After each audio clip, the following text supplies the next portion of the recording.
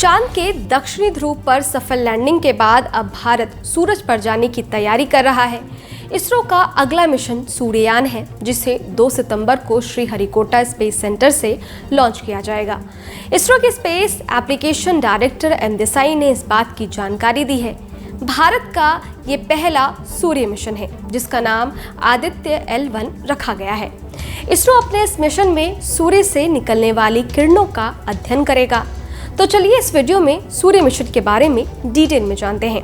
सबसे पहले सूर्य मिशन क्या है, सूर्य का शोध क्यों, इस मिशन का लक्ष्य क्या है, ये मिशन कितने समय तक काम करेगा, साथ ही इस मिशन का नाम आदित्य L1 क्यों रखा गया।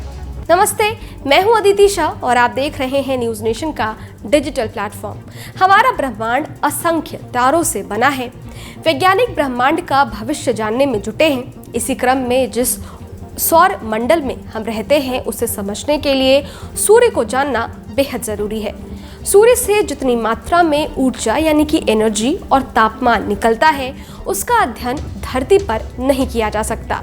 लिहाजा दुनिया भर की अंतरिक्ष एजेंसियां जितना संभव है उतना सूरज के पास जाकर अध्ययन करना चाहती है। नासा और यूरोपीय अंतरिक्ष एजेंसी ने सूरज का अध्ययन करने के लिए कई शोध किए हैं।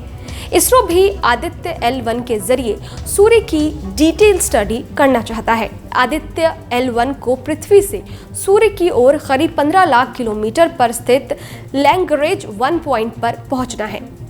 ये वहां कक्षा में स्थापित हो जाएगा और वहीं से सूर्य पर नजर बनाते हुए उसका चक्कर लगाएगा।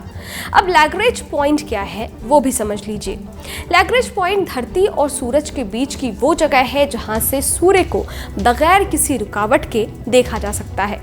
धरती और सूरज के बीच कुल 5 लैग्रेंज पॉइंट्स हैं और इन एक लैग्रेंज पॉइंट की दूरी करीब 15 लाख किलोमीटर है। यहाँ पर ग्रेविटेशनल फोर्स सेंट्रीपिटल फोर्स के बराबर हो जाता है, इसलिए कोई भी अंतरिक्ष यान इस पॉइंट पर कम ईंधन के साथ रुककर स्टडी कर सकता है। और भारत के सूर्य मिशन आदित्य L1 मिशन को सभी 5 लैग्रेंज पॉइंट को ध्यान में रखते हुए तैयार किया गया है। सूरज तक जाने में कितना दिन लगेगा? चंद्रयान 3 को लॉन्च होने के बाद उसकी सफल लैंडिंग में 40 दिन का समय लगा था। आदित्य L1 को 2 सितंबर को लॉन्च किया जाएगा। इसरो के मुताबिक इसे सूरज की कक्षा में L1 पॉइंट तक पहुंचने में 110 दिन का समय लगेगा। आदित्य L1 को PSLV रॉकेट से लॉन्च किया जाएगा। इस मिशन का लक्ष्य क्या है?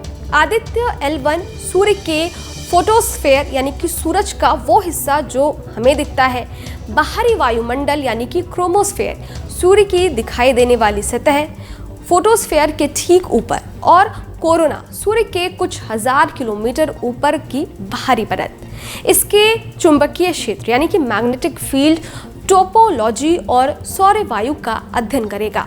इसरो के मुताबिक इस मिशन का लक्ष्य क्रोमोस्फेयर और कोरोना की गतिशीलता, सूर्य के तापमान, कोरोना के तापमान, कोरोनल मास इजेक्शन, सूरज से निकलने वाली आग या गर्मी के निकलने के पहले और बाद की गतिविधियों, अंतरिक्ष, मौसम समेत कई अन्य वैज्ञानिक पहलुओं का अध्ययन करेगा। मिशन कितने समय तक काम करेगा? इसरो के मुताबिक आदित्य L1 मिशन करीब 5 साल तक सूरज से निकलने वाली किरणों का अध्ययन करेगा। आदित्य L1 में 7 पेलोड्स लगे हुए हैं जो सूरज से निकलने वाली किरणों का गहन अध्ययन करेंगे। आदित्य L1 मिशन को बनाने में कुल 378 करोड़ रुपए की लागत आई है।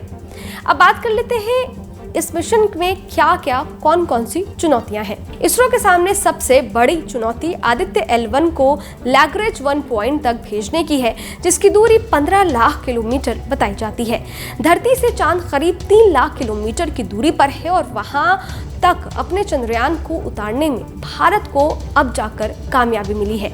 भारत ने जब 2019 में चंद्रयान 2 को चांद पर उतारने की कोशिश की थी, तब लैंडर से उसका संपर्क टूट गया था। ऐसे में लैग्रेंज 1 की 5 गुना दूरी पर आदित्य L1 के साथ संपर्क बनाए रखना भारतीय अंतरिक्ष संगठन के लिए सबसे बड़ी चुनौती है। खैर, इस वीडियो पर आपकी क्या राय है? ये वीडियो आपको कैसा लगा हमें कमेंट बॉक्स में लिखकर ज़रूर बताइएगा। इसके साथ ही अगर आपने हमारे YouTube चैनल को सब्सक्राइब नहीं किया है तो फ़ौरन कर लें ताकि हर न्यूज़ अपडेट सबसे पहले आप तक पहुंचे।